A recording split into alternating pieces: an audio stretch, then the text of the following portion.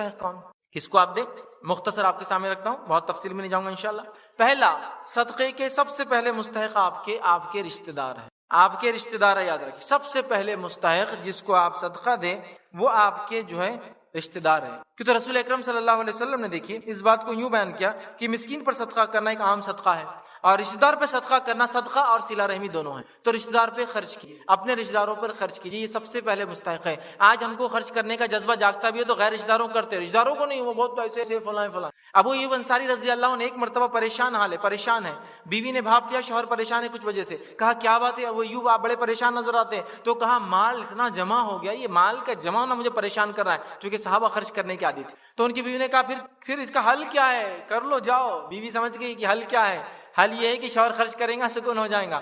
نکلے خرچ کر کے آئے، جب خرچ کر کے آ گئے تو بیوی نے کہا کتنا خرچ کیا آج؟ تو کہا 32,000 درہم خرچ کیا آج۔ بہت اچھا کیا، کہا کہ اس میں خرچ کیا؟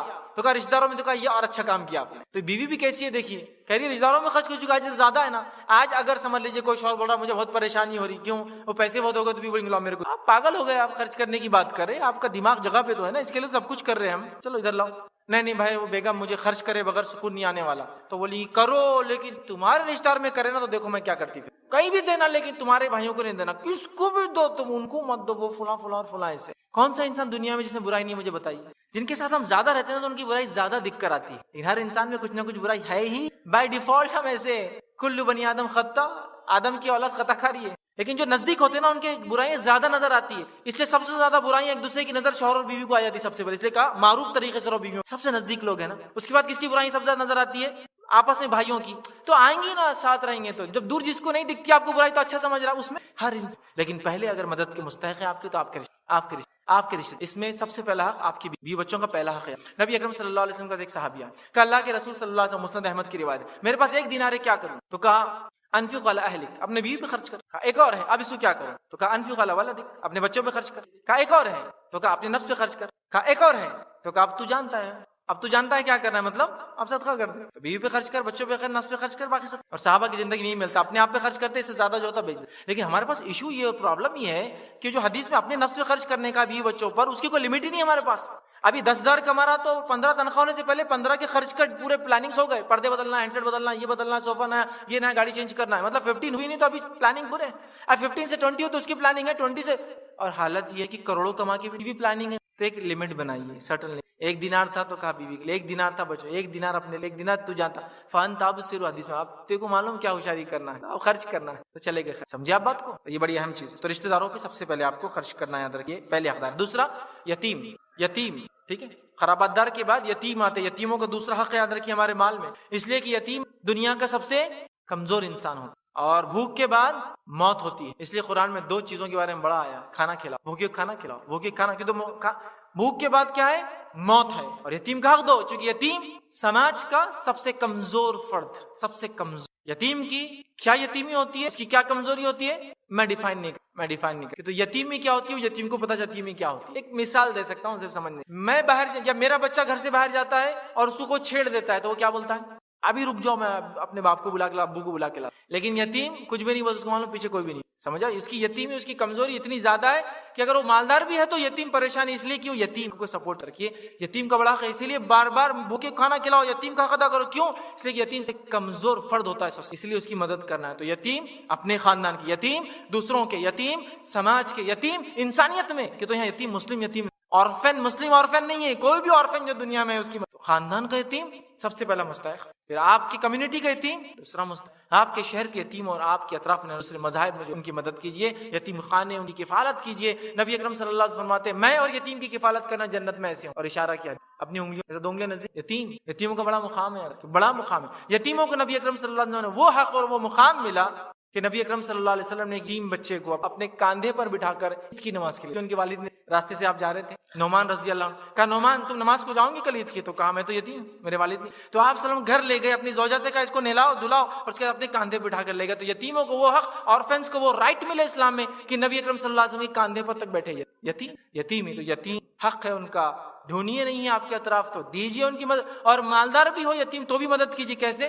اپنی صلاحیتوں کے ذریعے اس کی ہیلپ کیجیے، چونکہ پیسے والا ہے لیکن پھر بھی اس کو گائیڈنس تو چاہیے نا، چھوٹا بچہ ہے کیا سمجھتا ہے اس کو، یتیم۔ تیسرا بیوہ، اس لیے کہ بیوہ عورت جو ہے یہ کمزور عورت عمومی اعتبار سے ویسے ہی کمزور ہے کمانے کے معاملے میں، اور اس پر بیوہ ہو جائے مطلب شوہر کا سہارا نہ ہو، اس کی مدد کی۔ ہم نے یہ قصے تو سنے، کہانیاں تو بولی، واقعہ سناتے ہیں، فلاں عورت برائی کرتے پکڑی گئی، فلاں عورت نے 10-20 روپے کے لیے برائی کی، منہ کالا کیا، فلاں ہی کیا، لیکن بیک گراؤنڈ سٹوریز کبھی سنی ہے آپ نے؟ اس کے پیچھے کی کہانیاں کبھی پڑھی ہے آپ نے؟ ان کی حقیقتوں کو دیکھا ہے آپ نے؟ صرف پکڑنے کے لیے آپ نے تو گروپ بنا دیا، ان کی ہیلپ کے لیے کیا کیا آپ نے؟ جو مجبوریاں ان کو نکال رہی ہے اپنے گھروں سے، وہ مجبوریوں پہ تو کچھ نہیں کیا، خالی ان کے عمل کو ایسا کر رہی بیوہ عورتیں۔ ان کے لیے سسٹم بنائیے، سسٹم ہونا چاہیے ہمارے سماج میں کہ سب سے پہلے بیوہ ہو تو اس کے نکاح کا انتظام۔ اب اللہ رحم کرے، اب کہاں کہاں تک اور کون کون، کوئی سسٹم ہی نہیں۔ پہلے تو کنواریوں کی نکاح کا مسئلہ ہے تو اس کو بیچاری کو کہاں سے، اس کا کوئی سسٹم، تو اب تو زندگی بیچاری نے بیوہ کی گزارنا ہے، اور ہیلپ کا بھی سسٹم نہ ہو تو یہ کہاں جائیں گے۔ چوتھا یاد رکھیے، مسکین غریب لوگ، پیسہ نہیں ہے، کس کو کہتے ہیں اس کے پاس اتنا مال نہیں جتنے میں اپنی زندگی چلا سکتا ہے، ایک نارمل لائف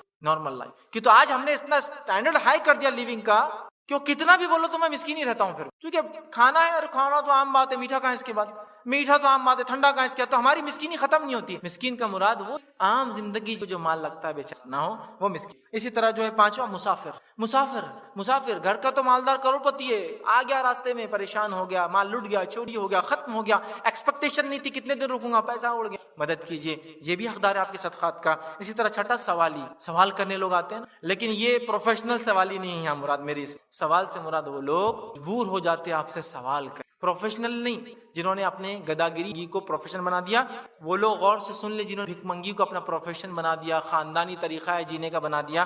نبی اکرم صلی اللہ علیہ وسلم فرماتے جو شخص بنا عذر کے مانگے، اور مانگ کب سکتا ہے انسان معلوم آپ کو؟ جب ایک وقت کا کھانا ہو تو ایک وقت کے کھانے کے حد تک مانگ سکتا ہے، پورے دن کا بھی نہیں، ایک وقت، اور جب ایک وقت کا کھانا نہیں ہے تو مانگ سکتا ہے، اور کتنا مانگ سکتا ہے ایک وقت کے کھانے کا؟ جو گداگیری کرے، مانگے اللہ کے علاوہ کسی اور سے سوال کرے بنا وجہ، وہ روز قیامت اللہ کے سامنے ایسا جائیں گا کہ اس کے چہرے پر گوشت، چونکہ وہ اللہ کے علاوہ کسی کے سامنے سوال کیا۔ ٹھیک ہے، تو سوالیوں کو دیجیے۔ اسی طرح گردنیں چھڑانے میں، گردنیں جیسے کہ اس زمانے میں غلام تھے، غلام کو آزاد کرنا۔ آج کے دور میں وہ نوجوان جو بلا کسی عذر کے، بلا کسی وجوہات کے جیلوں میں ڈال دیے گئے، اور آپ جانتے ہیں، اور وہ ہیبیچول افینڈرز نہیں، وہ مجرم نہیں ہمیشہ کے، ہو گئی غلطی، خطا تھی، کبھی جنوین نہیں ہو سکتا اور کبھی بالکل بھی نہیں، یوں ہی پکڑ لی گئے، ان کو چھوڑا۔ کچھ ایسے علاقے بھی ہمارے ممالک میں پائے جاتے ہیں جہاں لوگ سالداری کے نام پہ غلامیوں کا بھی جاری رکھے ہوئے، سالداری سمجھ، یہ سال بھر کام کرے گا، 1000 روپے بیچارہ سال بھر، یہ بھی غلامی قسم، اس کا پیسہ ادا کر دی جا کہ بھائی کتنا ہے اس میں، 50,000 دے دیتا ہوں، چھوڑو کرنے تو کچھ اور کریں گا، وہ نکل کے سالداری کے نام پہ بھی غلامی چلتی ہے آج ہی میں نے دیکھا، پھر اگلے سال پھر کنٹینیو ہوتا، بولے ابھی بھی نہیں ادا کر سکے، ٹھیک ہے، کو جو ہے آزاد کیجیے۔ اسی طرح سفید پوش، وائٹ کالر، کون ہے معلوم ہے؟ جن کے تعلق سے قرآن بتا رہا ہے یہ کون لوگ ہیں، سنیے قرآن میں اللہ رب العزت فرماتا ہے سورہ بقرہ سورہ نمبر 2 آیت نمبر 273 اللہ فرماتا ہے کہ خاص طور پر مدد کرو مستحق وہ اور تنگ دست لوگوں کی جو اللہ کے نام سے ایسے گھر گھر جا کر جو ہے مطلب آیت کا معنی یہ ہے کہ ان لوگوں کی ہم مدد کریں جن لوگوں کو دیکھ کر آپ نہیں پتا کر سکتے کہ یہ لوگ مانگ رہے ہیں یا ان کو اس کی ضرورت ہے،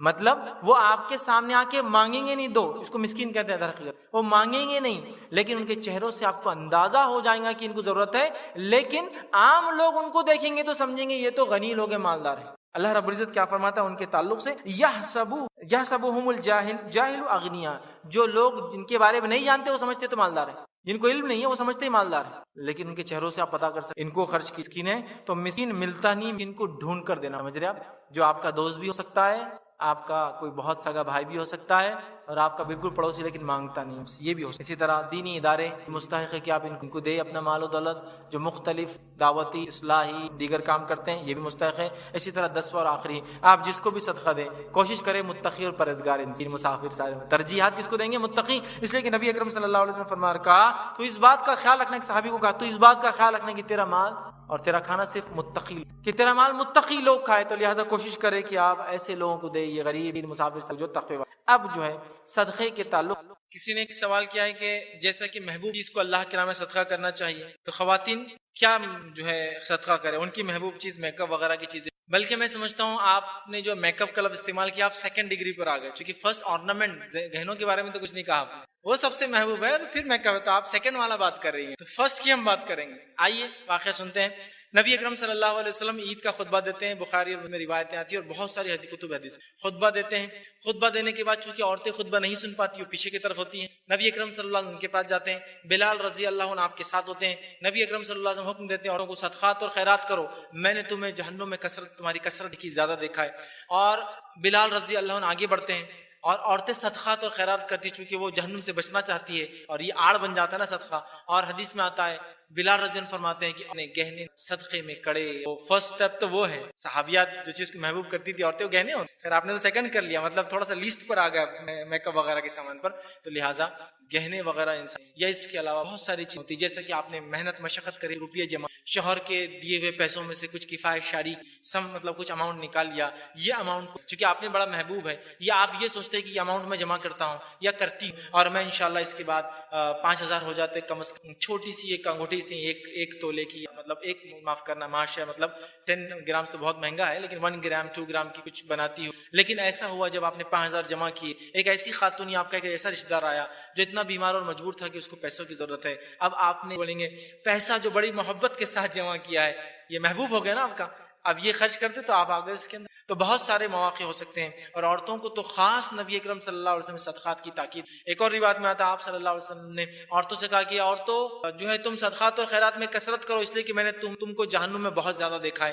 ایک خاتون اٹھی اور کہ اللہ کے رسول صلی اللہ علیہ وسلم کیوں آپ نے عورتوں کو جہنم میں زیادہ دیکھا ہے, تاکہ وہ اعمال اللہ کے رسول صلی اللہ علیہ وسلم کی زبان مبارک سے سن لے اور ان اعمال سے بچ جائے. تو کہا تم جہنم میں اس لیے میں نے زیادہ دیکھا ہوں کثرت, ایک تم اپنے شوہروں کی نافرمان ہوتے, اور دوسرا احسان کرنے والے احسانات کو جبھی اتار دیتے ہو, اور ایک روایت میں الفاظ یہ ہے کہ تم ناشکری ہوتی ہو اپنے شوہر اور دیگر لوگوں کی احسان کرنے والوں کی. دوسرا کہ تم لان تان زیادہ کرتے, لان تان سمجھ کہ کچھ ہوا کہ بیٹھ جانا, ان کا یہ ہو, ان کا بیڑا غرق ہو, ان کے بچے مر جائیں, ان کی دولت ڈوب جائے, میرے بچوں کو ہمیشہ لان. اور دوسرا فرمایا احسان کرنے والوں کے احسان کو اتار دیتی ہو. کیسے؟ ایک مرد نے باپ نے محنت کی مشقت کی, بیٹی کے لیے سب کچھ کیا, اور ایک عید کو جوڑا نہیں لا سکا, تو بیٹی کیا بولتی, ابا سے کوئی خیر حاصل, پوری محنت جو گھنٹوں ایکسٹرا, شوہر نے محنت اور مشقت کر کے عورت کے لیے بیوی کے لیے سب کچھ کیا, ایک بار کوئی چیز نہیں لا سکا جو اس کی محبوب تھی. کہہ دیا تم سے تو مجھے کوئی خیر حاصل ہی نہیں ہوا, اتار دی پورے اس کے احسانات ایک جھٹکے میں. بھائی نے سب کچھ کیا اپنی بہن کے لیے, ایک بار کوئی چیز نہیں لایا, چونکہ بیوی کا حق تھا, پہلے تو سوچا ایک ہی لا سکتا ہوں تو بیوی کا ہو جائے, تو بہن نے کہہ دیا بھائیوں سے تو خیر حاصل ہی نہیں ہوا آج تک, اتار دیا احسان, لان تان اور احسان. تو لہذا صدقات تو آپ کثرت کریں. اب ایک سوال, جو ہم تو کماتی نہیں ہیں عورتیں, پھر کیا صدقہ کریں؟ تو جو آپ کے شوہر آپ کو, اس میں سے اگر آپ صدقہ کرتے, جو آپ کو خرچ کر صدقہ کر سکتے, تو آپ کو انشاءاللہ اس صدقے کا اجر میں, کوئی شوہر نے آپ کو دے دیا, لیکن یہاں شوہر کو ڈبل بینیفٹ یہ ہے کہ بیوی کی طرف سے صدقہ بھی ہو گیا اور شوہر کو بھی مکمل اجر ملے گا بیوی کے صدقے, ان کا کمایا شوہر کا کمایا مال, سمجھ رہے آپ؟ تو بیوی بھی صدقہ کرے, اور شوہروں کا کام ہے, مرد کا کام ہے وہ مال دے تاکہ وہ صدقہ کرے. ورنہ جنرلی ہوتا ہے ہم صدقات خود کرتے ہیں, بیویوں کو موقع نہیں دیتے,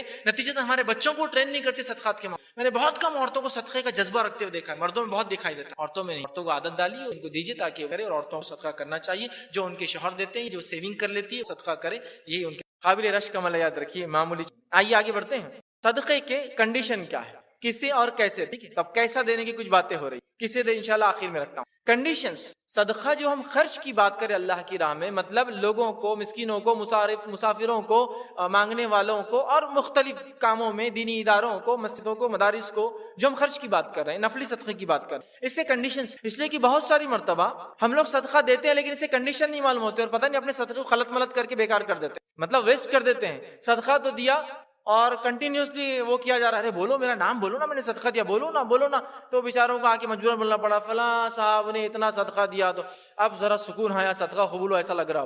یہ ہو جاتا ہے, مطلب بلوایا جا رہا ہے. کبھی یہ ہو رہا ہے صدقہ تو دے دیا جا رہا ہے, اور بعد میں جب وہ صاحب راستے مل رہے ہیں تو دوستوں سے ساتھ میں کچھ لوگ کھڑے تو کہا جا رہا ہے, ہاں یہ دیکھیے بچہ ہمارے صدقوں پہ پلتا, ماشاءاللہ, دیکھو اب پڑھ لکھ کے ہمارے صدقوں پہ کتنا آگے چلے گیا.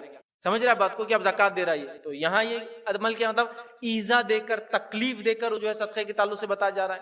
کہیں یہ ہو رہا ہے کہ صدقہ دیا ہی اس لیے جا رہا ہے کہ ارے صدقہ دیا تو نام آتا ہے کہ چلو پھر لسٹ میں نام لکھ دو, اس لیے کہ پھر میں بھی اب صدقہ دوں گا. تو کنڈیشنز کیا ہے ایکسیپٹیبلٹی کی, مطلب اللہ تعالیٰ صدقے کو کب قبول کرتا ہے وہ بھی تو جاننا ضروری ہے. تو یاد رکھیے صدقہ ایک مستحب اور نفلی عمل ہے, ایک نفلی مالی عبادت ہے, تو اس عبادت کو بھی ہمیں خالص اللہ کے لیے کرنا ہے. تو صدقے کی پہلی کنڈیشن یہ, پہلی شرط یہ ایکسیپٹنس کی, جس صدقے کو اللہ قبول کرتا ہے وہ صدقہ جو صرف اور صرف اللہ کے لیے فرسٹ کنڈیشن. اور میں سمجھتا ہوں اس کو بہت تفصیل میں بتانے کی ضرورت نہیں ہے. نبی اکرم صلی اللہ علیہ وسلم نے فرمایا, حدیث بڑی واضح بڑی سخت ہے, روایت کے الفاظ اس طرح سے ہے کہ نبی اکرم صلی اللہ علیہ وسلم کے تعلق سے ابو ہریرہ رضی اللہ عنہ حدیث کو روایت کرتے ہیں, اور اس حدیث کو جب آپ روایت کرتے ہیں تو ایک شخص شام سے آج کے جدید دور کے سیریا سے شام سے نکل کر آتا ہے, مدینہ پہنچتا ہے, لوگوں سے پوچھتا ہے ابو ہریرہ کہاں رہتے ہیں, ابو ہریرہ کہاں رہتے ہیں. لوگ کہتے ہیں کہ ابو ہریرہ رضی اللہ عنہ وہاں رہتے ہیں. وہ پوچھتے گھر پہنچتا ہے, گھر پہنچ کے آپ کے بازو بیٹھتا ہے اور بیٹھ کر پوچھتا ہے ابو ہریرہ میں تم سے شام سے سفر کر یہاں اس لیے آیا صرف کہ رسول اکرم صلی اللہ علیہ وسلم کی کچھ باتیں آپ سے. وہ کہتے کیا واقعے میں تو صرف اور صرف شام سے سفر کر کے میرے پاس اسی نیت سے آئے کہ صرف اور صرف حدیث رسول مجھ سے سنے صلی اللہ علیہ وسلم؟ تو کہا ہاں بس یہی انٹینٹ سے نکلا ہوں کہ تم سے کچھ سنوں. تو کہا پھر تمہیں ایک ایسی روایت میں بیان کروں گا جو میں نے اب تک کسی سے بیان نہیں, ایک ایسی روایت بیان کروں گا جو اللہ کے رسول صلی اللہ علیہ وسلم مجھ سے بیان کی, میں نے کسی سے بیان نہیں کی, اور اللہ کے رسول صلی اللہ علیہ وسلم میرے گھر آئے تھے اور یہاں بیٹھے تھے جہاں میں بیٹھا ہوں, اور میں وہاں بیٹھا تھا جہاں تو بیٹھا ہے, اور اللہ کے رسول صلی اللہ علیہ وسلم مجھ سے کہا, اور یہ کہہ کر آپ گر گئے اور بے ہوش ہو. پانی ڈالا گیا, اٹھایا گیا, ہوش میں آئے. پھر کہا چونکہ تم شام سے نکل کر میرے پاس آئے صرف حدیث رسول سننا, میں تم کو ایک حدیث سناتا ہوں. اللہ کے رسول صلی اللہ علیہ وسلم نے مجھے یہی سنائی تھی, میں یہاں بیٹھا تھا جہاں اللہ کے رسول صلی اللہ علیہ وسلم بیٹھے تھے, میں بیٹھا ہوں, تم جہاں بیٹھے ہو وہاں میں بیٹھا تھا. اور آپ صلی اللہ علیہ وسلم نے کہا, یہ کہہ پھر بے ہوش ہو گئے, غشی طاری ہوگی, بے ہوش ہو گئے, انکانشیس. پھر پانی وانی وغیرہ اٹھایا, ہوش میں آئے. کہا کہ چونکہ تم سفر کر کے اتنے دور سے آئے اور صرف اس لیے کہ حدیث رسول سنے مجھ سے, تو سنو پھر اللہ کے رسول سے مجھ سے بیان کیا. جہنم 3 لوگوں سے دہکائے جائیں, سب سے پہلے 3 جانے والے. کہا پہلا شہید جو اللہ کے راہ میں شہید, دوسرا ایک غنی مالدار انسان وہ دوسرا ہوں گا, اور تیسرا کہا ایک عالم. یہ ایک حدیث میں الفاظ ہے قاری, اللہ کی کتاب کو پڑھنے والا, یہ تیسرا ہوں گا جسے جہنم سے. اور اللہ تعالیٰ اس شہید کو اٹھائیں گا, وہ شہید اللہ کے پاس آئیں گا, اللہ کہیں گا کہ میں نے تجھے جسم دیا تھا, طاقت توائی کیا کیا؟ وہ کہیں گا اللہ میں تیرے راہ میں شہید ہوا, اپنی جان دے دی, اس سے بڑا کام کیا کر سکتا تھا؟ اللہ کہیں گا تو نے جھوٹ کہا. اللہ کے فرشتے کہیں گے تو نے جھوٹ کہا. اللہ تعالیٰ کہ تو نے تو اس لیے شہادت حاصل کی کہ لوگ تیرے مرنے کے بعد تعریف کرے وہ شہید تھا, وہ شہید تھا, تیرا نام ہوا, تجھے شہید دنیا میں کہا گیا, لہٰذا میرے پاس کچھ نہیں, حکم ہوگا فرشتوں کو اس کو پکڑ کے جہنم میں ڈال دو. فرشتے اس کے سر کے بال پکڑ کے منہ کے اوپر رگڑتے ہوئے لے جائیں جہنم میں. اسی لیے محدثین اپنی حدیثوں کی کتاب میں سب سے پہلی روایت لکھی انما الاعمال بالنیات, اعمال کا انحصار, اعمال کا دار و مدار اعمال نہیں. شہید جان دے دی, جان سے بڑی کوئی چیز نہیں. انسان وقت پڑنے پر بولتا سب کچھ لے لو مال, جان مت لو, اس نے جان بھی دی, لیکن انٹینشن سمجھ رہے ہیں بات. دوسرا وہ شخص نے مال خرچ کیا, اللہ کہیں گے تجھے مال دیا تھا کیا کیا؟ ہو گیا اللہ بہت خرچ کیا, یہ کیا, اللہ کہیں گے تو نے جھوٹ کہا, فرشتے کہیں گے تو نے جھوٹ کہا, تو نے تو مال اس لیے خرچ کیا کہ لوگ کہے فلاں آدمی کتنا خرچ کرتا اللہ کے راہ میں, تیری تعریف تو کی گئی دنیا میں, تو شہرت پا گیا, اب کچھ نہیں, فرشتوں کو جہنم میں ڈال دیا ہے. تیسرا وہ آدمی جس کو اللہ نے دین کا علم دیا تھا, اس نے لوگوں کے علم اس لیے بتایا کہ اس کا نام ہو, تعریف. یہ ایک روایت میں آتا وہ قاری تھا, قرآن پڑھتا تھا, بہت اچھا پڑھتا تھا, اللہ کہیں گا میں نے تجھے عقل دی تھی, صلاحیت دی تھی, قرآن پڑھنے کی صلاحیت دی تھی, اچھا کیا کیا؟ وہ کہیں گے اللہ میں نے تیرے دین کا علم حاصل کیا, لوگوں میں تبلیغ کی. وہ کہیں گا اللہ میں نے قرآن کو یاد کیا اور لوگوں کو سنا. اللہ کہیں تو نے جھوٹ کہا, فرشتے کہیں گے تو نے جھوٹ کہا, تو نے قرآن اس لیے سنا, تو نے علم اس لیے حاصل کیا کہ تیرا نام ہو, تعریف ہو, کتنا اچھا قاری, کتنا اچھا عالم ہے, دنیا میں جو چاہیے تھا مل گیا, اٹھا کر جہنم میں پھینک دینے. تو پہلا کام کیا کرنا ہے ہمیں؟ اخلاص. اپنے صدقات چھوٹے ہو یا بڑے ہو, کتنا بھی چھوٹا کیوں نہ ہو, یاد رکھ, لیکن وہ خالص دیا جائے, اس کا اجر بہت ملتا ہے. آگے انشاءاللہ بات کروں. دوسری چیز حلال کمائی سے دیا جائے. اخلاص کے بعد سیکنڈ کنڈیشن صدقات کی کیا ہے معلوم آپ کو؟ وہ اپنی حلال روزی سے دیا جائے, اس لیے کہ اللہ تعالیٰ صرف حلال کو قبول کرتا ہے. قرآن میں اللہ رب العزت فرماتا ہے, سورہ بقرہ سورہ نمبر 2 آیت نمبر 267 میں فرما کہا, اس میں خرچ کرو جو تمہیں اللہ نے پاکیزہ کمائی تمہاری ہے اس میں سے تم خرچ کرو. اللہ فرماتا ہے انفقوا من طیبات ما کسبتم, حلال روزی سے, حلال چیزوں میں سے تم خرچ کرو جو تم کماتے ہو. تو اللہ تعالیٰ حلال کو ہی قبول کرتا ہے, یاد رکھیے. میں یہ بات کیوں کہہ رہا ہوں؟ اس لیے کہ بہت سارے لوگ حرام چیزوں کی طرف جاتے ہیں, خوب حرام کماتے ہیں اور خوب خرچ کرتے ہیں, یہ سوچ کے کہ شاید وہ حرام میں سے خرچ کیا گئے سے کچھ نہ کچھ لیول ہو جائے گا. نہیں ہوتا ہے, اس لیے کہ اللہ تعالیٰ صرف پاکیزہ چیز کو قبول کرتا ہے, حلال کمائی کو قبول. تو حلال مال سے خرچ کیا جائے, یاد رکھیے, اس لیے کہ اللہ حرام کو قبول بھی نہیں کرتا ہے. صحیح بخاری کی روایت ہے, جو شخص حلال کمائی میں سے ایک کھجور صدقہ کرتا ہے, جو شخص حلال کمائی میں سے ایک کھجور صدقہ کرے تو اللہ تعالیٰ حلال کمائی کو ہی صرف قبول کرتا ہے. تو اللہ اس حلال کمائی سے کیا ہوا, ایک کھجور کو اللہ اپنے ہاتھ میں لیتا ہے اور اس کو سیدھے ہاتھ میں لے کے اتنا بڑھاتا ہے, ایسا سنبھالتا ہے جس طرح سے تم میں سے کوئی ایک شخص اپنے بچڑے کو پالتا ہے.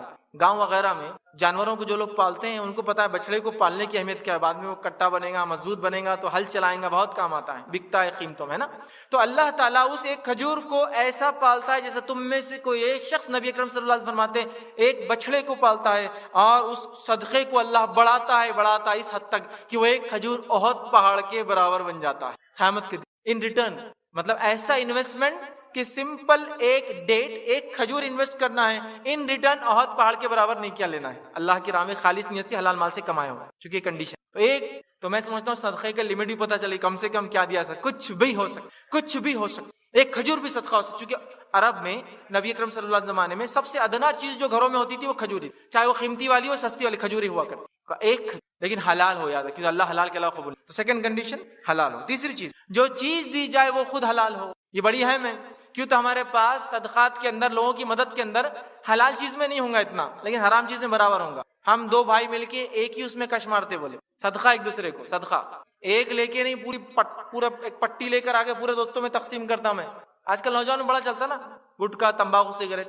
ہم لوگوں نے ایک بہت خرید کے پورا من جملہ جمع ہو کے بڑا 4-5 ہزار کا حقہ لے کے آئے, بولے پورا محلہ کی پیرا اس میں, ماشاءاللہ سب لوگ آرام سے آ رہے, الگ الگ فلیورز ڈال کے آرام سے بولے پیر. تو گویا صدقات, شیئرنگ, بانٹنا وہ حرام کاموں میں بہت ہوتا ہے, حلال میں نظر نہیں آتا ہے. دیکھیے آپ برے کاموں میں پکچر کی ٹکٹ ایک لاتا ہے, اس نہیں بولے میں 4-5 10 20 لاتا, پورا کر کے ہفتہ بھر کما کے والد کی جیب میں سے چرا کے ادھر سے لے کے ادھر سے لے کے سب کو لا کے دیتا, اور برابر جمعے کو سب کو ساتھ لے جاتا اپنے, اس لیے کہ میں اکیلا ہی کوئی کام. صدقہ حلال چیز ہونا ضروری, حلال مال اور حلال چیز. ورنہ کوئی کہے میں نے شراب صدقہ کی, میں نے جوئے میں دیکھو صدقہ کیا, اتنا پیسہ لے جا کر میں نے فلاں کیا. تو نیت, اخلاص سے نیت, دوسرا حلال مال سے کیا جائے, تیسرا چیز جو صدقہ کی جا رہی وہ بھی حلال ہو. یاد رکھیے, اس چیز کو ذہن میں رکھیں. چوتھا, کوشش کرے کہ اپنی محبوب ترین چیز کو صدقہ کرے. یہ بڑی اہم چیز, اس لیے کہ سورہ آل عمران میں اللہ رب العزت نے فرمایا اور کہا, لن تنالوا البر حتى تنفقوا مما تحبون, تم ہرگز نیکی کو نہیں پہنچ سکتے جب تک کہ تم وہ خرچ نہ کرو جو تمہیں سب سے محبوب نہ. ابو طلحہ رضی اللہ عنہ نے یہ آیت سنی, یہ آیت نازل ہوئی, نہیں ایک دم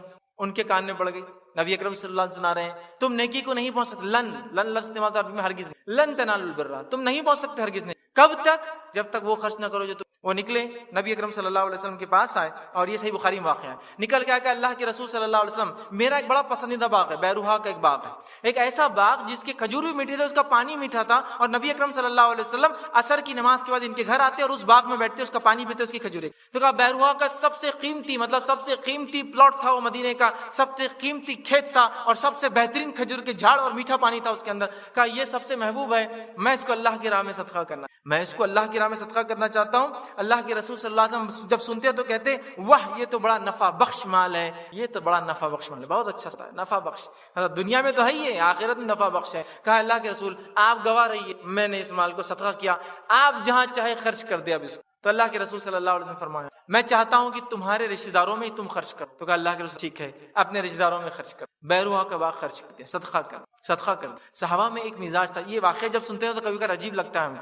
عجیب کیا لگتا ہے؟ ایک ہمارا حساب, 100 روپے جا رہے تو 100 روپے چلے گئے. کبھی ہوتا ہے کوئی امام خطیب زبردست خطبہ دے, خطاب کرے, صدقات کی فضیلت, زکوٰۃ کی جو اہمیت بتا دے, اور جوش میں آپ آ جائے, اور اس کے بعد چندہ جمع ہونا شروع ہو جائے, اور نکال کر جوش میں آ کر, چونکہ خطیب نے خطبہ ایسا کہ زبردست, آپ 500 کا نوٹ ڈال دیتے ہیں, تو کم از کم 2 مہینے ملامت ہوتی ہے, اور بولتے اگلی بار اس کا خطبہ نہیں سنا, اگلی بار نہیں. اتنا جوش میں لا لیے انہوں نے کہ 500 روپے ڈال دیا, ملامت ہوتی ہے. لیکن ایک دوسرا واقعہ اور کیس سنی, اسی جگہ ایک دوسرا سینیریو, مطلب ایک سین مسجد کا, خطیب نے خطبہ دیا, آپ نے جوش میں آ کے خرچ کر دیا. ایک دوسرا سین 500 روپے خرچ کی, ملامت ہو رہی. ایک دوسرا سین, میں اپنے دوستوں کے ساتھ ڈھابے پہ چلا گیا, آپ دوست تو ماشاءاللہ 3-4 ہیں, اور نوٹ ایک ہی ہے 500, تو وہاں ملامت ہوتی ہے اور کوفت ہوتی ہے کہ یار دوست ایسے 500 خرچ کر پائے. صرف سالن پہ ہی ہم کو اکتفا کرنا پڑا, باقی کو سوکھا وغیرہ پہلے, مطلب پری فوڈ آرڈر جو ہوتے ہیں نا, ڈرائی جس کو بولتے ہیں, جو کھاتے ہیں کھانے سے پہلے, سٹارٹرز نہیں ہو پائے. تو ملامت ہوتی کئی دنوں تک, اور اگلی دعوت تک بولتا اب پیسے جمع کر کے انکم میں سے نکالوں گا, کچھ بھی کروں گا,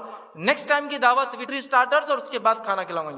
وہاں ملامت ہوتی ہے سالوں تک, اگلی دعوت تک. صحابہ کیا تھے, ان کو جب کوئی واقعہ بیان کیا جا رہا ہے, کوئی وعدے کیے جا رہے نا, تو فوراً تصور کرتے ہیں اچھا یہ ہے سامنے کھڑا. تم نیکی کو نہیں پہنچ سکتے جب تک اپنا سب سے محبوب چیز خرچ نہ کرو.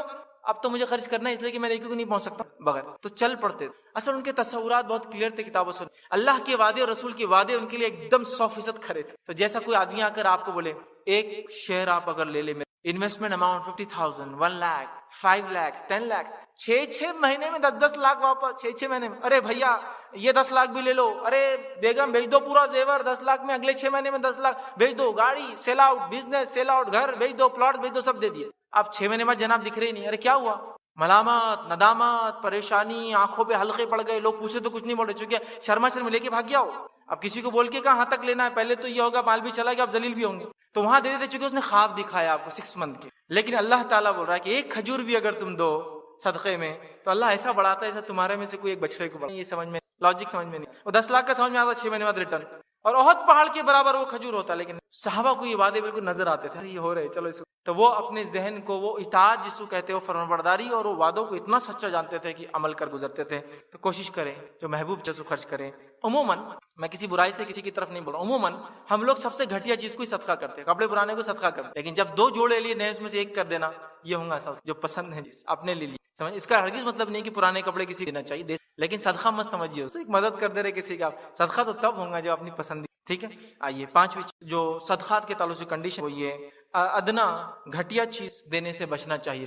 अदना और बचना चाहिए। उमूमन हम अदना और घटिया चीज सदके में, पुराने कपड़े, कपड़ों में जो लीस्ट एकदम बेकार क्वालिटी कपड़े, खानों के अनाज में सबसे लीस्ट ग्रेड का अनाज लेकर देते हैं। जैसा कि एक आम जबान में कहूँ तो गेहूं अगर 20-25 रुपए किलो चल रहे हैं, तो सदके की 15 रुपए किलो वाले होंगे। घर के लिए अनाज ले जाता हूँ तो 40 रुपए किलो का जो है चावल ले जाता हूँ, लेकिन सदके के चावल 15 रुपए किलो के, खराब, चूई, कीड़े वाले, पता नहीं, और क्या क्या आजकल प्लास्टिक के भी चावल आ रहे हैं, मैंने सुना, जो रुपये वो दे रहे हैं। अंदाजा लगाए कैसा सदका, इतना नाकिस। तो थोड़ा तस्वुर बदलने की जरूरत, याद रखिए। अच्छी दीजिए, घटिया चीज देने से जो है बचिए। इसलिए कि अल्लाह रब्बुल इज्जत ने सूरह बकरा सूरह नंबर 2 आयत नंबर 267 में फरमाया, कहा इसकी राह में देने के लिए बुरी चीज जो है छांटने की कोशिश ना करो। अल्लाह की राह में देने के लिए बुरी चीज छांटने की कोशिश ना करो।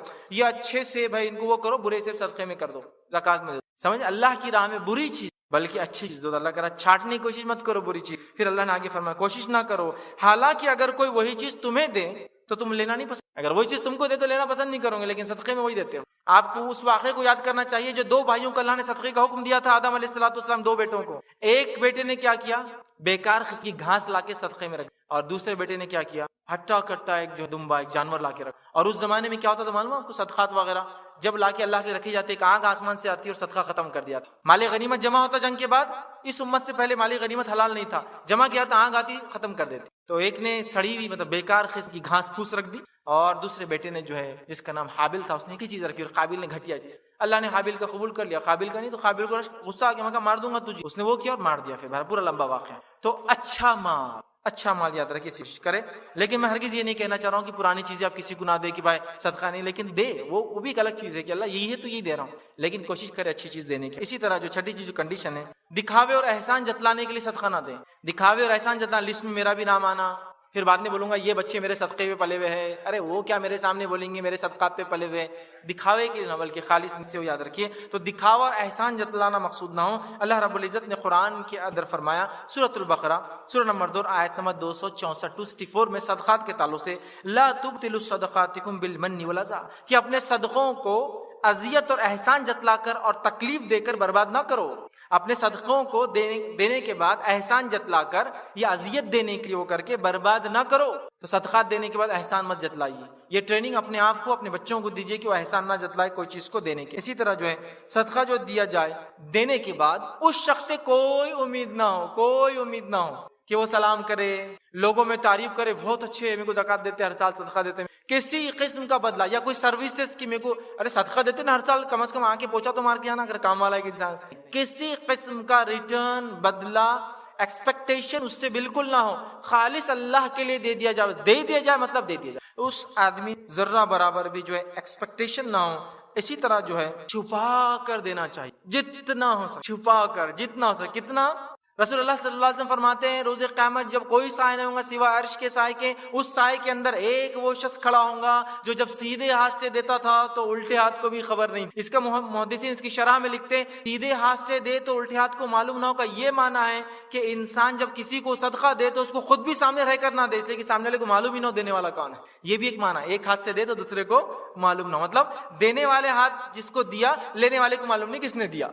یہ مانا اتنا چھپا کر. اس کا ہرگز مانا نہیں کہ لیفٹ ہینڈ کو آپ پہلے چھپا دے اور رائٹ ہینڈ سے دے سکتا. جب سیدھے ہاتھ سے دے الٹے معلوم مطلب جب دیا جا رہا ہے تو دینے والے کو علم ہے کون دے رہا ہے، لیکن لینے والے کو بھی نالج نہیں کہ دینے والا کون ہے. مجھے مطلب کسی تھرڈ پارٹی کو بیچ میں رکھ دی تو کسی اور کے ذریعے. یہ بہت ساری چیزیں ہم صحابہ کی زندگی میں ملتے ہیں. عثمان ابن عفان رضی اللہ عنہ ایک مرتبہ علی بن ابی طالب وہاں اور کہا کہ میرے نکاح کا ارادہ ہے لیکن مال و دولت کی کمی ہے، اب شادی ہو جائیں گے تو کچھ ضروریات ہیں. تو کہا کہ میں ایک زیرہ بیچنے آیا ہوں آپ کو، تو لے لیں آپ. عثمان ابن عفان رضی اللہ عنہ مدد کرنا چاہتے حضرت علی کی، لیکن ان کو نیچا بھی نہیں دکھانا چاہتے یا ایسا نہیں دکھانا چاہتے کہ تھوڑا ان کو کچھ محسوس میری غربت کی وجہ سے احسان کر رہے ہیں. تو فوراً جو ہے کہتے ہیں کہ لاؤ زیرہ میں خریدتا ہوں، کتنے چاہیے؟ تو کہا 480 درہم کے قریب ہونا چاہیے، اتنا تو میرے پاس ہو. تو کہا ٹھیک ہے 480 میں پرچیز کر لیا میں نے. 480 درہمز دی. اس کے بعد علی بن ابی طالب جانے لگے تو کہا علی ذرا واپس آؤ میرے پاس. جب علی بن ابی طالب رضی اللہ عنہ واپس آئے تو کہا یہ زیرہ میرے طرف سے تمہارے لیے تحفہ. پہلے تجارت ہوئی اور بعد میں گفٹ ہو گیا. اگر وہ پہلے آتے اور عثمان ابن عفان رضی اللہ عنہ یہ کہتے کہ اے علی چلو میں خریدتا نہیں ہوں تم سے، دے دیتا ہوں 480 میرے لیے کیا بات ہے، میں ایک مالدار انسان، تو شاید علی بن ابی طالب نہیں لیتے. چونکہ صحابہ میں دینے کا جذبہ تھا، لینے کا جذبہ نہیں. ملے آپ دینا چاہتے ہیں، غریب بھی دینا چاہتا ہے، مالدار بھی دینا. تو ایک طرف تو سیل ہو گیا فنش، سیکنڈ پھر گفٹ میں وہی چیز. یہ کیا کرتے تھے صدقے میں؟ چھپا کر دے، کوشش کرے چھپا کر دے.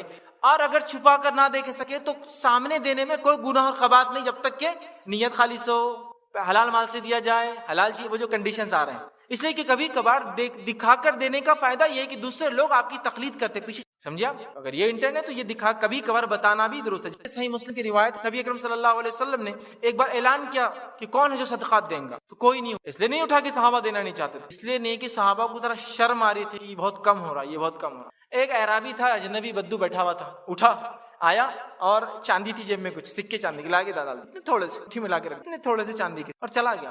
صحابہ آر محسوس کر رہے تھے کہ کم ہے کیسے، اس کو نہیں سمجھا. وہ آیا بالکل بے تکلف تھوڑے سے رکھ دیا. اب صحابہ کو جوش آ گیا، ارے آپ صلی اللہ علیہ وسلم اعلان کرتے ہیں اور یہ اٹھ کر دے دیتا ہے اور ہم لوگ پیچھے رہ گئے. جو ٹوٹ پڑتے جو دوڑتے چاندی کا ڈھیر لگ جاتا ہے اوپر تک. تو آپ صلی اللہ علیہ وسلم فرماتے ہیں جو کوئی ایسے نیک کام کی سٹارٹ کرے تو جتنے لوگ اس کے پیچھے چلیں گے سب پیچھے چلنے والے کو ثواب، فرسٹ کرنے والے کو پہلے کرنے والے کو. تو یہاں کبھی کبھار ایسا ہو سکتا ہے کہ آپ بتا کر بھی دیں، مطلب آپ اعلان ہوا بھائی کون صدقہ دیں گا اور کوئی اٹھ رہے، آپ اگر اس نیت سے اٹھتے اللہ میری نیت دکھا کے دینے کی نہیں. لیکن یہ مسئلہ دنیا کا بھی ہے، یاد رکھیے. میں نے آخرت کے اس میں کیوں لایا، میں نے شروع میں کہہ دیا تھا نا، جس کے دونوں فائدے میں نے اس کو آخرت میں رکھ دیا. دنیا میں بھی حاصل ہوں لیکن اصل قرب بھائی آخرت.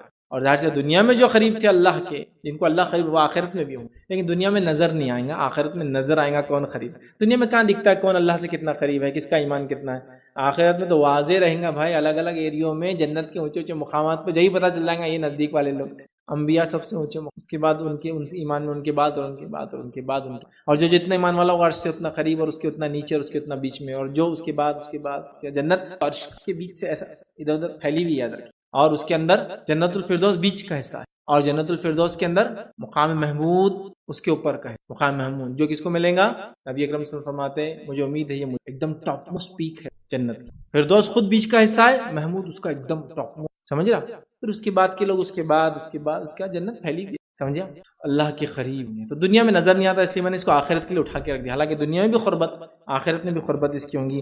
سورہ توبہ سورہ نمبر 9 آیت نمبر 99 میں اللہ فرماتا اور کہتا وَمِنَ الْأَعْرَابِ مَن يُؤْمِنُ بِاللَّهِ وَالْيَوْمِ الْآخِرِ وَيَتَّخِذُ مَا يُنْفِقُ قُرُبَاتٍ عِندَ اللَّهِ وَالصَّلَوَاتِ الرَّسُولِ أَلَا إِنَّهَا قُرْبَةٌ لَهُمْ سَيُدْخِلُهُمُ اللَّهُ فِي رَحْمَتِهِ إِنَّ اللَّهَ غَفُورٌ رَحِيمٌ. ترجمہ اس کا یہ ہے، اور بعض اہل دیہات میں سے ایسے بھی ہے، مطلب اعرابی لوگ ایسے بھی ہیں جو اللہ تعالیٰ پر اور قیامت کے دن پر ایمان رکھتے ہیں اور جو کچھ خرچ کرتے ہیں اس کو عند اللہ کے نزدیک قرب حاصل ہونے کا ذریعہ بناتے ہیں اور نبی صلی اللہ علیہ وسلم کی دعا کا ذریعہ بناتے ہیں کہ یہ جو ہم صدقہ کر رہے ہیں صرف اللہ کے لیے اور آپ ہمارے لیے دعا کریں اس لیے ہم خرچ کرتے ہیں، تو یہ دعا کا ذریعہ بناتے ہیں. یاد رکھو کہ ان کا یہ خرچ کرنا بے شک ان کے لیے موجب قربت ہے، واجب ہے ان کے لیے اللہ کی قربت دنیا اور آخرت میں. ان کو اللہ تعالیٰ ضرور اپنی رحمت میں داخل کریں گا آخرت میں، دنیا میں قریب رکھیں گا، آخرت میں قربت کے نتیجے میں ان کو رحمت میں داخل کریں گا. اللہ تعالیٰ بڑی مغفرت اور بڑی رحمت والا ہے. دنیا میں اللہ کی قربت، آخرت میں اللہ کی رحمت کے اندر رہو. سمجھ رہے بات؟ بڑی اہم بات ہے، بڑی اہم بات. اور اللہ کا رحم صرف آخرت مومنوں کے لیے.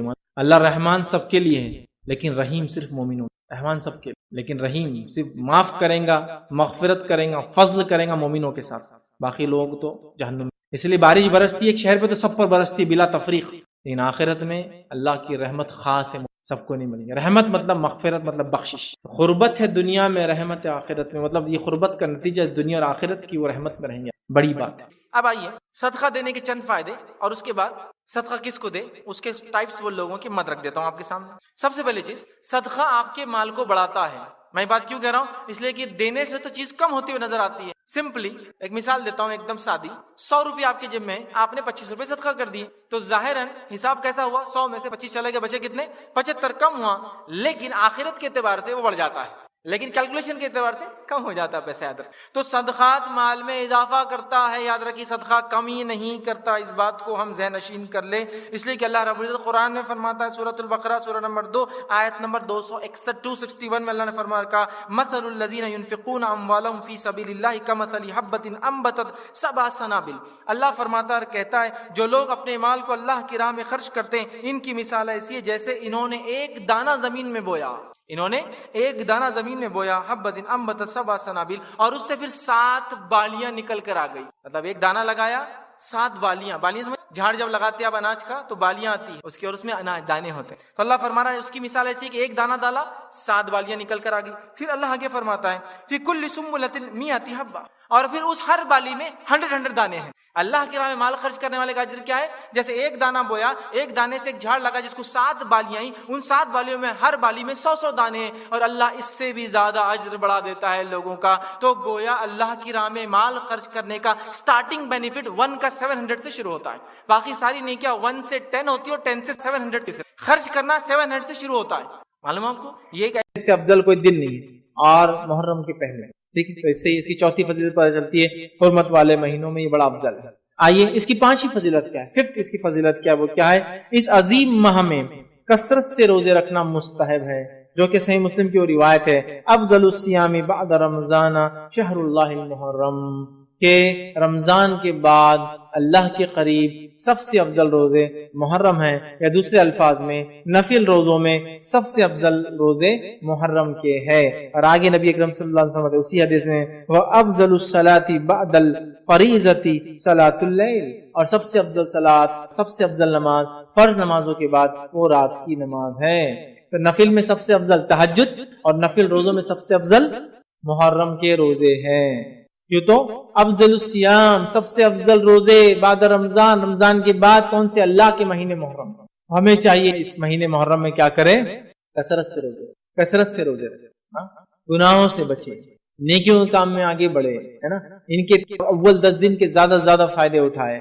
یہ بڑی اہم بات ہے، یہ بڑی اہم بات، اس کو بہت سوچ وچار کر کے ہمیں پلان آرڈر میں اس منتھ کو جینے کی کوشش کرنا چاہیے، یاد رکھیے۔ لیکن یہ تب ہوگا جب ہم کو اس کی اہمیت، اس کی فضیلت معلوم ہوں گی، یاد رکھیں، ٹھیک ہے۔ تو یہ جو ہے بہت عظیم ہے، اور سب سے افضل نفل روزہ اسی مہینے کا، یاد رکھیے، روزہ ہے۔ اور اس حدیث سے صراحت ہوتی ہے، ابن رجب کا میں نے وہ قول آپ کے سامنے رکھا رحمۃ اللہ علیہ کا، وہ فرماتے ہیں اس حدیث سے اس بات کی صراحت ہوتی ہے کہ رمضان کے بعد سب سے بہترین نفل روزہ اللہ کے مہینے محرم کا روزہ ہے، یاد رکھیے، اور یہ یاد رکھیے نفل روزوں میں سب سے افضل ہے۔ اسی طرح جو ہے محرم میں روزہ رکھنا جو ہے، اور کثرت سے روزہ رکھنا، یہ بڑی اہم چیز ہے، یاد رکھیے۔ اس کا یہی معنی ہے کہ ایک انسان نفل روزہ رکھے اور محرم کا روزہ سب سے افضل ہے، اس کا معنی ہی ہوتا ہے کہ ہم زیادہ سے زیادہ اگر نفل روزے رکھنے کی کوشش کرتے ہیں تو کون سے مہینے میں رکھیں؟ محرم کے مہینے میں رکھنے کی کوشش کریں، یاد رکھیں، کیونکہ نبی اکرم صلی اللہ علیہ وسلم رمضان کے علاوہ بھی، رمضان کے علاوہ نبی اکرم صلی اللہ علیہ وسلم نے، یاد رکھیے اس بات کو بھی آپ ذہن میں رکھیں کہ نبی اکرم صلی اللہ علیہ وسلم نے رمضان کے علاوہ کسی مہینے کے پورے روزے نہیں رکھے۔ مطلب یہ ہوا کہ محرم کے مہینے جس کو کہیں گے یہ پسندیدہ ہے کہ اس کو زیادہ سے زیادہ انسان رکھے، لیکن زیادہ سے زیادہ کا معنی یہ نہیں کہ پورے مہینے کی، لیکن کو رکھتا ہے تو وہ گناہ نہیں کرتا، یاد رکھے، چونکہ اس کا معنی ہے کہ جس کو کہیں گے یہ پسندیدہ چیز ہے کہ ہم زیادہ سے زیادہ کوشش کریں۔ لیکن نبی اکرم صلی اللہ علیہ وسلم نے رمضان کے جیسا روزہ، مطلب پورے مہینے کا روزہ رمضان کے علاوہ کسی مہینے کا نہیں رکھا۔ اور متفق علیہ کم و بیش میں 7 اہم فضائل آپ کے سامنے آج رکھوں گا محرم کے، 7 جو ہے ایسے فضائل جو بڑے اہم اس مہینے کے تعلق سے، وہ رکھنے کی بہرحال کوشش کروں گا۔ اس کے علاوہ عام فضائل تو آپ سمجھ جائے، چونکہ حرمت والا مہینہ ہے، صدقات، خیرات، نوافل میں اضافہ، وہ عام فضائل ہے، وہ میں اس میں انشاءاللہ کاؤنٹ نہیں کروں گا، وہ آپ سمجھ جائے، اس میں ایڈ کر لیں 7 کے علاوہ۔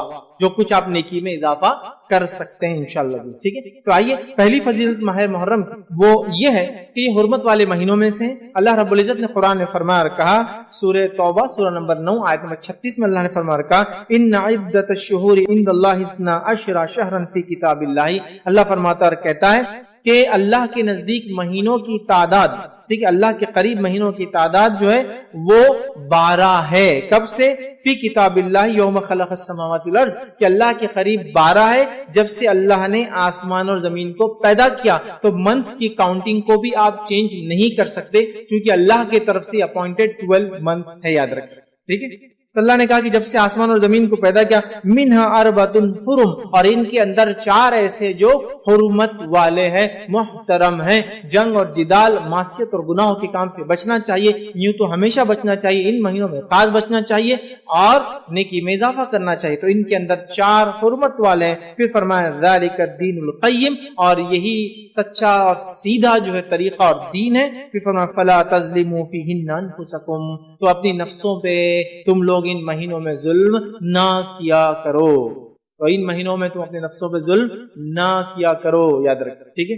اب اس کے پیچھے بہت لمبے لمبے تاریخی واقعات، میں اس میں نہیں جاؤں گا، بس مختصر بیان کروں گا. یہ اللہ نے کیوں کہا کہ اللہ کے نزدیک گنتی 12 ہے اور ان کے اندر ظلم نہ کیا کرو. ٹھیک ہے. تو یہ اس لیے کہا گیا اور یہ بالکل 12 ہے کیوں تو مشرکین مکہ جو ہے ان 4 حرمت والے مہینوں کی بڑی تعظیم کرتے تھے، یاد رکھیں. ٹھیک ہے. اب یہ 4 حرمت والے مہینے کون سے ہیں وہ بھی ہم دیکھ لیتے ہیں، جو کہ ایک حدیث ہی ہم دیکھتے ہیں جس میں نبی اکرم صلی اللہ علیہ وسلم فرمایا، جو کہ متفق علیہ روایت ہے. آپ نے فرمایا کہا بے شک زمانہ گھوم گھما کر اسی حالت پر لوٹ آیا ہے جس پر اس وقت تھا.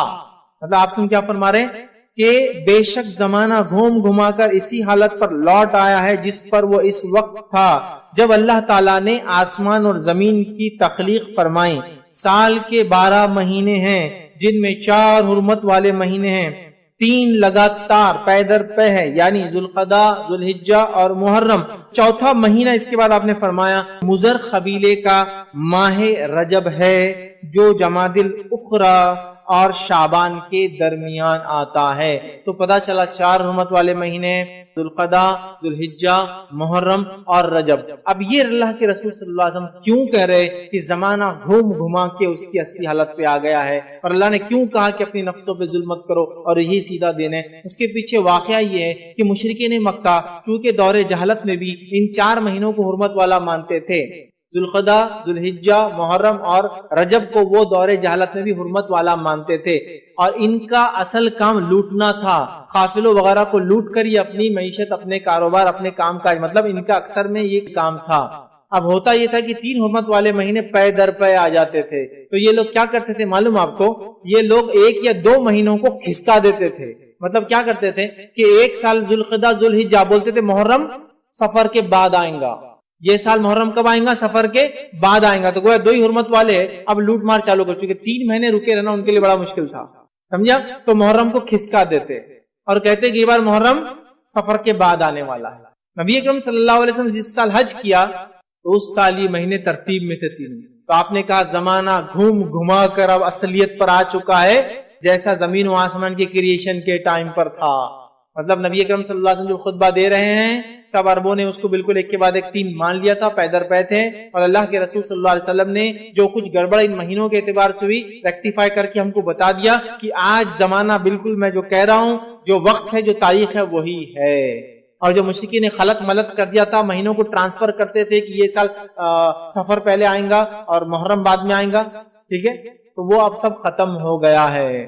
اور 4 حرمت والے مہینے ہیں. تو گویا مشرکین بھی ان 4 کو حرمت والا مانتے تھے. تو گویا محرم کی سب سے بڑی، سب سے پہلی، سب سے اول فضیلت یہ کہ یہ حرمت والے مہینوں میں سے ایک مہینہ ہے، اللہ کے چوزن منتھس میں سے ایک منتھ ہے جو محترم ہے، حرمت والا ہے. مطلب اس کے اندر بہت سارے گناہ اور ایسے اعمال سے جو عام دنوں میں بھی حرام ہے، ان ایام میں بدرجہ اولا حرام ہے کرنا. سمجھا؟ تو محترم، حرمت والا اسی لیے کہا جا رہا ہے کہ بہت ساری چیزیں جو عام جگہ حلال ہے ان مہینوں میں حرام ہے. جنگ جدال کرنا، ڈیفنس کر سکتے، اٹیک نہیں کرنا، تو یہ ساری چیز اس میں انکلوڈڈ ہے، یاد رکھیں. تو یہ 4 محترم مہینوں میں سے ایک مہینہ ہے. تو یہ سب سے پہلی محرم کی فضیلت ہے، یاد رکھیں. آئیے آگے بڑھتے ہیں. محرم کی دوسری اہم فضیلت کیا ہے وہ آپ کے سامنے رکھتا ہوں.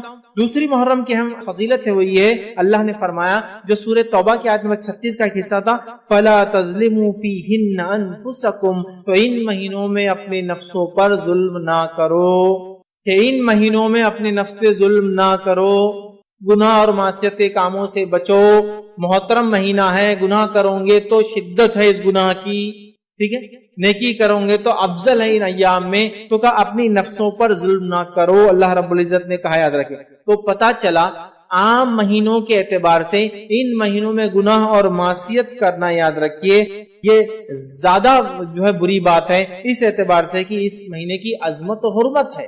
حالانکہ امام قتادہ رحمۃ اللہ علیہ فرماتے ہیں، ان کا قول ہے، حرمت والے مہینوں میں ظلم کرنا دیگر ماہ کے بنسبت ظلم کرنے سے زیادہ بڑا گناہ ہے اور غلطی کا کام ہے، اگرچہ ظلم کرنا ہر حال میں عظیم گناہ ہے، مگر اللہ اپنے امر میں سے جسے چاہتا ہے عظیم بنا دیتا ہے۔ تو امام قتادہ رحمۃ اللہ علیہ جو بڑے مشہور مفسرین میں بھی ہے، ان کے اقوال آپ سنتے ہوں گے بار بار، وہ فرماتے ہیں کہ ان ایام میں حرمت والے 4 مہینوں میں گناہ کرنا بڑا زیادہ گناہ ہے۔